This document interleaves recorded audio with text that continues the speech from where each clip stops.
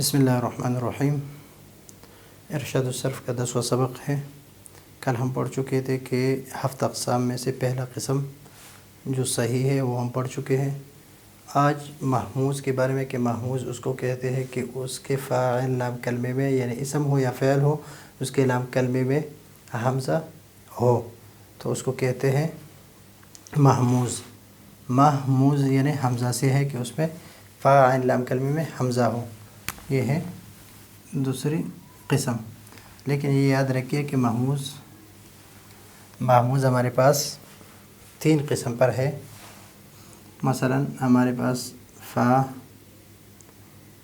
عین اور لام، فا، عین اور لام۔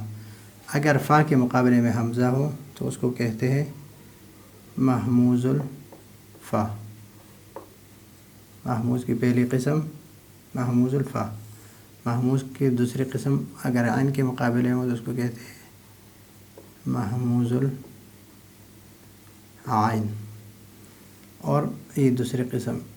اور محموز کی تیسری قسم ہے جب لام کے مقابلے میں ہو تو اس کو کہتے ہیں محموز العین، محموز اللام۔ فا، عین، لام کے مقابلے میں حمزہ ہو تو محموز الفا کی مثال فا، عین اور لام۔ اس کے مقابلے میں آ، ما اور آما، را۔ تو فا کلمے کے مقابلے میں حمزہ ہے تو اس کو ہم کہیں گے محموز الفا۔ یہ محموز ہے، چاہے امرا ہو یا امرن ہو، امرا ہو یا امرن ہو تو اس میں حمزہ ہے تو اس کو ہم کہیں گے محموز۔ اور جب فا کلمے کے مقابلے میں ہو یعنی بالکل شروع میں ہو تو اس کو کہیں گے حمزہ محموز الفا۔ اور یہ اگر عین کلمے کے مقابلے میں ہو،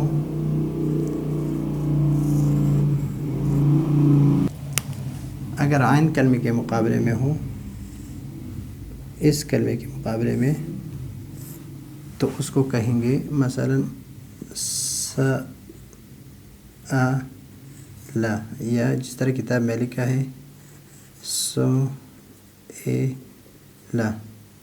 تو یہاں پر فتحہ ہے تو الف لکھ دیا، یہاں پر کسرہ ہے تو کرسی لکھ دی۔ تو ابھی دیکھیں لام کلمہ ہے یہ، عین کلمہ ہے یہ، تو عین کلمے کے مقابلے میں حمزہ آ گیا۔ عین کلمے کے مقابلے میں اس کو کہتے ہیں محموز العین، اس کو کہتے ہیں محموز العین۔ یا فا کلمے کے مقابلے میں حمزہ ہے تو اس کو کہتے ہیں محموز الفا۔ یا عین کلمے کے مقابلے میں حمزہ ہے تو اس کو کہتے ہیں محموز العین۔ لیکن اگر یہی حمزہ فا،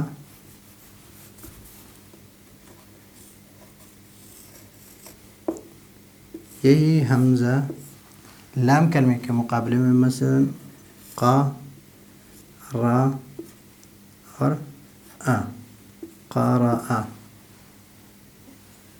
یا قراءتن، قراءتن، تو قارآ، یہاں پر فا کلمے میں حمزہ نہیں ہے، عین کلمے میں حمزہ نہیں ہے۔